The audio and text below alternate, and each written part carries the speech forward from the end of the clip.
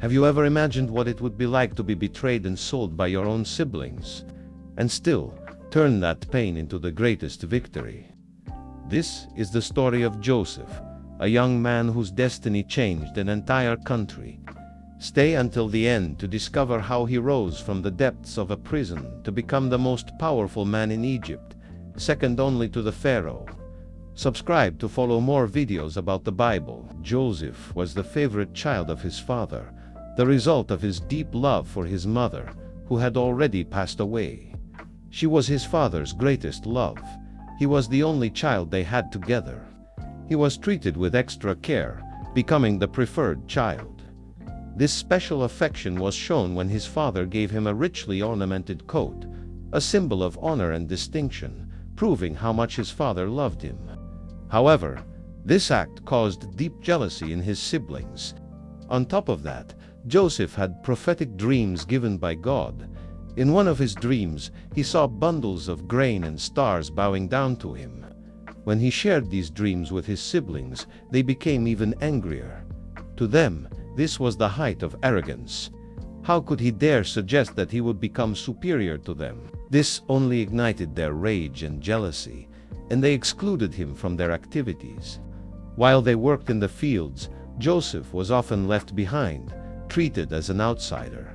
They saw him as a tattletale because he would report their wrongdoings to their father, which made them even angrier.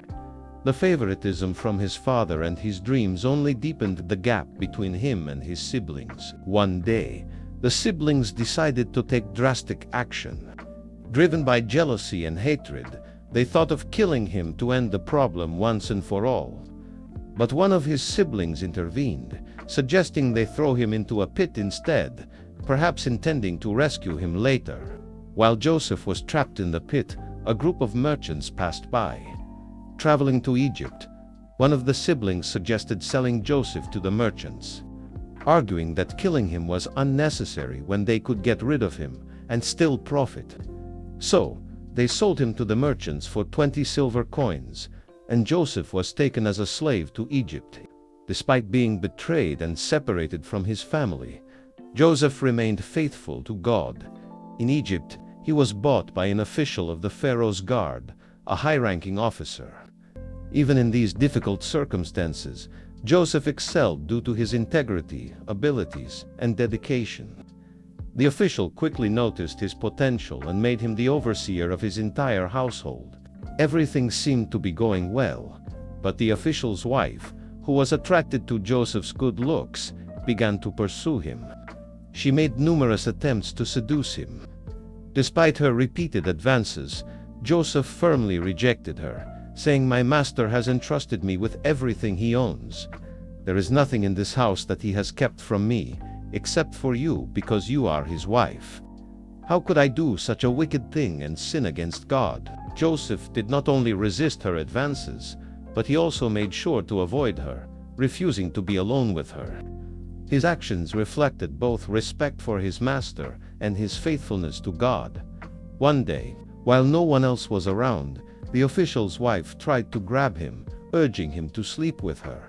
But Joseph, faithful to his principles, fled immediately, leaving behind his cloak in her possession. Feeling rejected and humiliated, she decided to take revenge.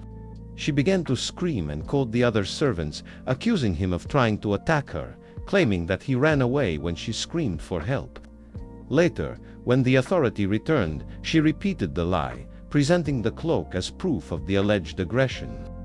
Furious, the officer ordered him thrown into prison, despite the false accusations. Even in prison, he remained faithful to God. He continued to excel and soon gained the trust of the prison director, who made him responsible for the other prisoners. During his time in prison, he met two of Pharaoh's officials, the cupbearer and the baker, who had been arrested for offending Pharaoh. One day he noticed that they were both distraught and asked what was wrong. They told him they had strange dreams and didn't know what they meant. With the gift that God gave him to interpret dreams, he offered to help, saying that the interpretation belonged to God.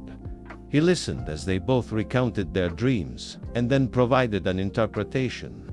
Before they left, He asked the butler to remember him when he was restored to his position and to beg for his release. The butler promised he would do it. 3 days later, the dreams came true exactly as predicted. The cupbearer was restored to his position, while the baker was executed. However, the cupbearer forgot about Joseph and did not mention him to Pharaoh. So he remained in prison for another 2 years. Finally, Pharaoh had disturbing dreams that no one could interpret. The butler then remembered him and recommended him to Pharaoh. He was taken before Pharaoh and, with God's help, interpreted the king's dreams, predicting 7 years of abundance followed by 7 years of famine. Impressed by his wisdom and insight, Pharaoh appointed him governor of Egypt, second only to the king. He was tasked with overseeing the storage of grain during years of plenty. He demonstrated great wisdom in his administration. He organized the collection and storage of large quantities of grain, building granaries and a comprehensive logistical system throughout Egypt. During the 7 years of plenty, he ensured that a significant portion of the harvest was stored for the coming famine.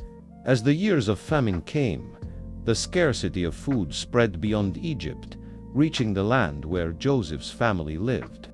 Hearing that there was grain in Egypt, his father sent his sons to buy food to save their family. When the brothers arrived, they didn't recognize Joseph, who was now the governor overseeing the grain distribution. However, Joseph recognized them immediately and decided to test their character. He questioned them about their family and accused them of being spies, keeping one of the brothers as a hostage until they brought their youngest brother as proof of their honesty. This forced them to return home and explain the situation to their father, who reluctantly agreed to send the youngest son with them. When the brothers returned, Joseph prepared a feast for them and set up another test. He had a silver cup placed in the youngest brother's sack of grain and then accused them of stealing it. When the brothers begged for the release of their youngest sibling, Joseph could no longer contain his emotions. He wept, revealed his identity, and forgave his brothers for everything they had done to him.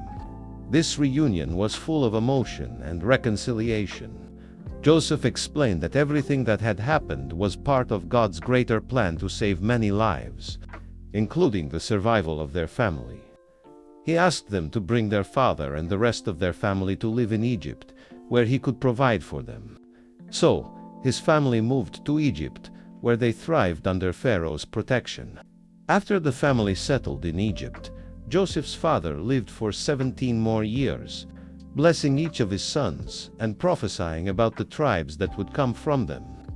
Before he died, he requested that his remains be taken back to his homeland and buried with his ancestors. After his father's death, the brothers feared Joseph might seek revenge for the wrongs they had done to him. They approached him, asking for forgiveness, claiming it was their father's wish. However, Joseph had already forgiven them. He saw everything that had happened as part of God's plan. He said, "You intended to harm me, but God intended it for good," showing his trust in God's sovereignty. Story ends with his own death. Many years later, before he died, he made his brothers swear that when God took them back to the promised land, they would take his bones with them.